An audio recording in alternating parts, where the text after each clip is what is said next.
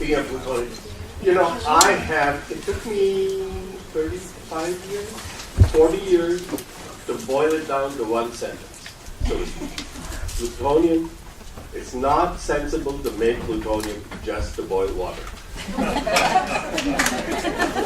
that's what a nuclear reactor is. It's just a boiler. It's just a boiler. It's a tea kettle with a fuel on the inside that you can't turn off. Because, when you shut down the reactor, still got all that heat. That's what meltdowns are all about. Anyway. All right, so yesterday evening's discussion inspired me to write down a few. These are not for quotation. Sarah Bardak, this is for you. I only took your first sentence. That is for quotation.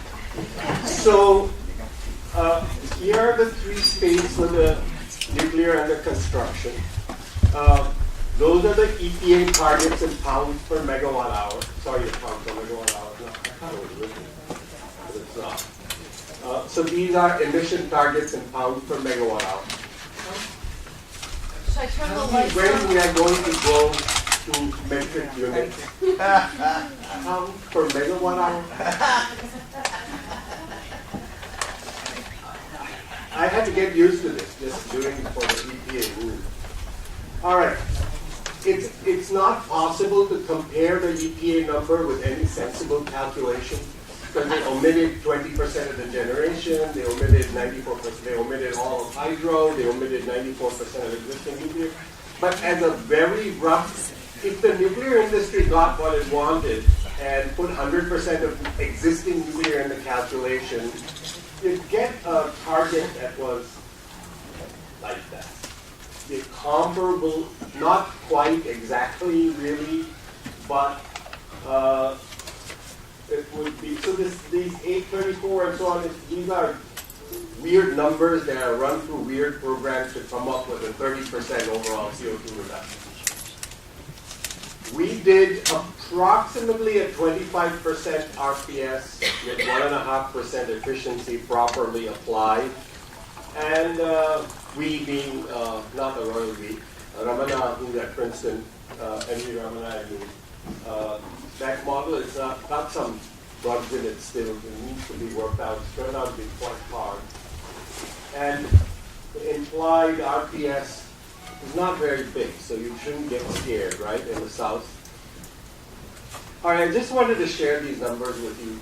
They're still preliminary. So if you drop nuclear from the rule, it doesn't mean the targets are going to become relaxed, or you create a real better alternative way of constructing a rule. If you do it this way for 49 states, all states are there in the EPA rule except Vermont, and you come up with CO2 reduction relative to 2005 of more than 50% compared to 30%, or a little under 30% for the EPA. So I just wanted to leave you with that. Let's not be afraid of saying nuclear is not the best emission reduction technology. And it should not. Don't worry about this group. Oh, okay. Yeah. Oh, okay. So I had a little more complete. There shouldn't have been 2 slides in there. This was a draft slide. This was a final slide. Anyway, I'll say a little bit about nuclear power. So some of you know the South Texas story. Some of you are from South Texas, and the South Texas story happened because of you, Smithy, Karen. Thank you. This was a wonderful little thing. They said 6 to 7 billion. This was toward the start of the nuclear renaissance. I said 12.1 to 17.5 billion for that 2-reactor project. Then they said 13 billion, and they wound up at 18.2 billion. If I'm remembering all the numbers right. Karen, am I shaking your head? So good. And then there was a shakeup in the utility. The municipal utility could finally claim some control over its own organization.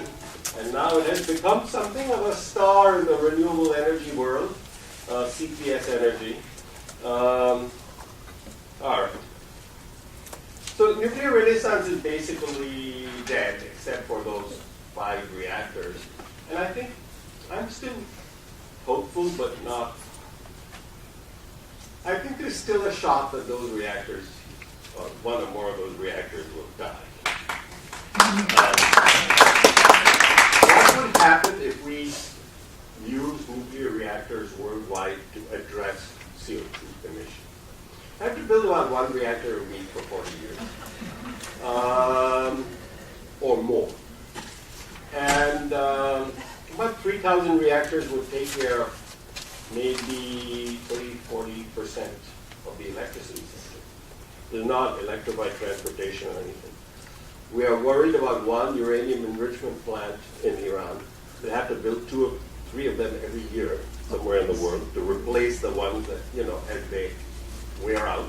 Just a steady state feeding of all those reactors. Make about 90,000 bombs worth of plutonium every year in these reactors. This is assuming we use the current technology.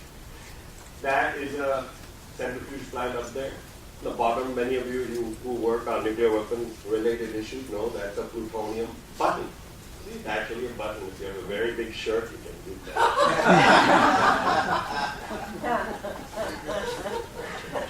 Okay, Leona, you are here.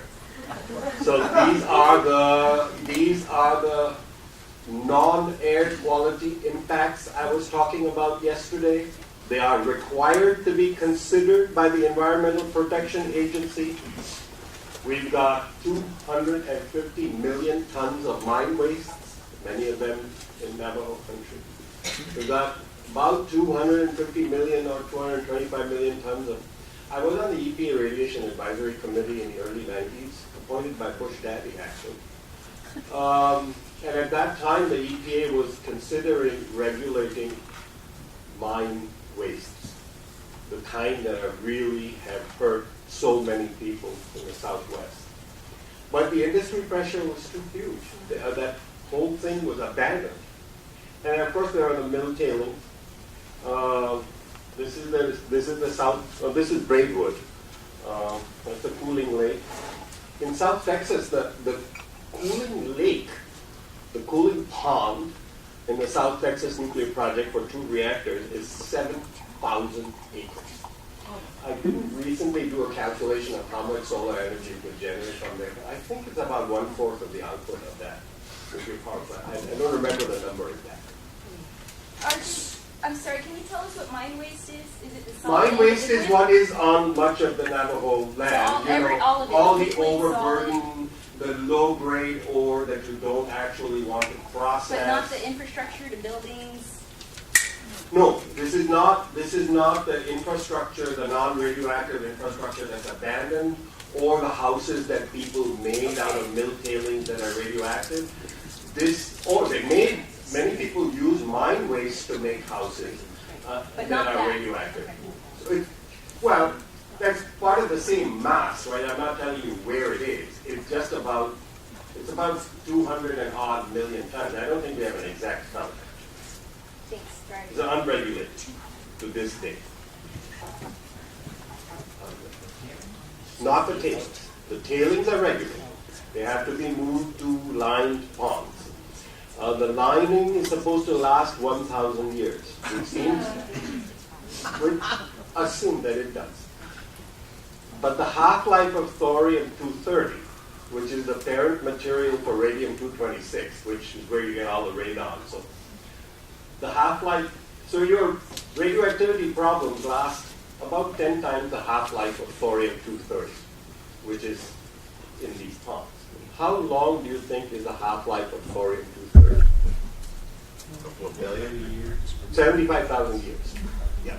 So we got a plastic liner that's being run over by a lot of heavy equipment in the process of installation. Some of them already have tears, I think. Okay, not 100% sure. I think at least one of them has tears. You know that you have documentation on it. I'd like to see that. Okay, France. So I know something about France. I love French trains. I love French healthcare system. I love the French so much I sleep next to one of them every day. Nuclear The same one.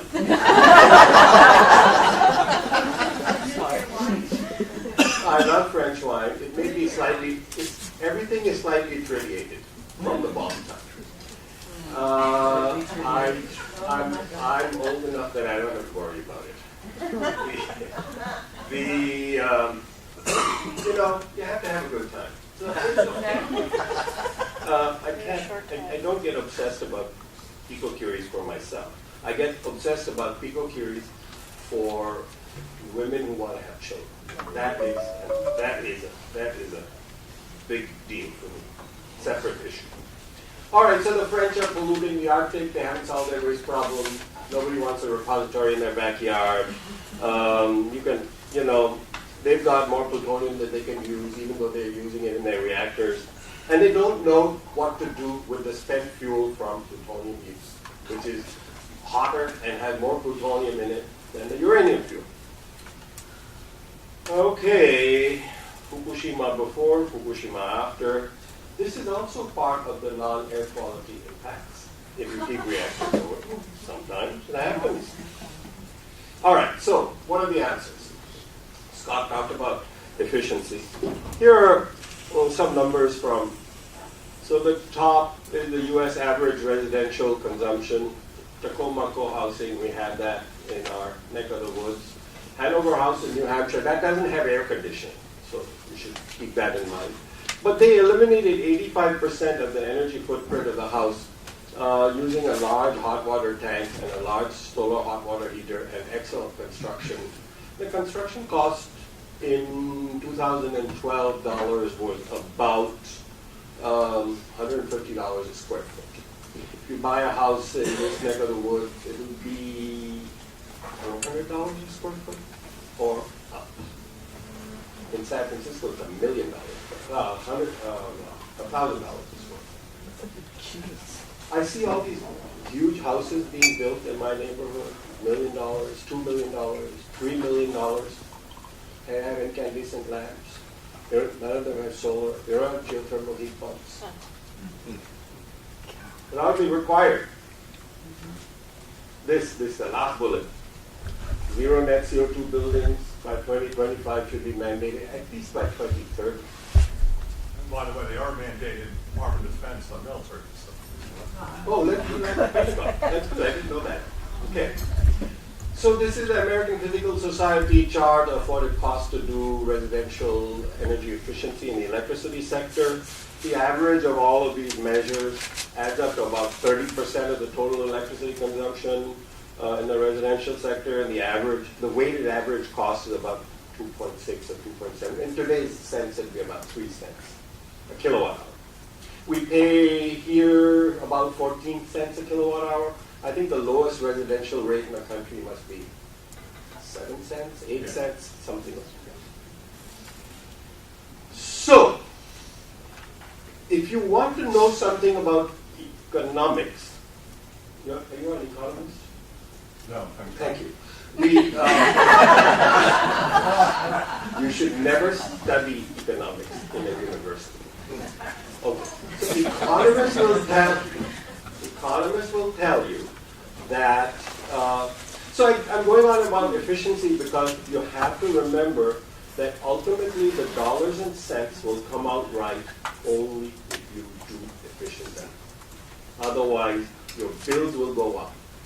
Otherwise, the rates will go up, but because you're using so much less to do the same thing, your bills will come out the same. California is much more efficient than San Antonio.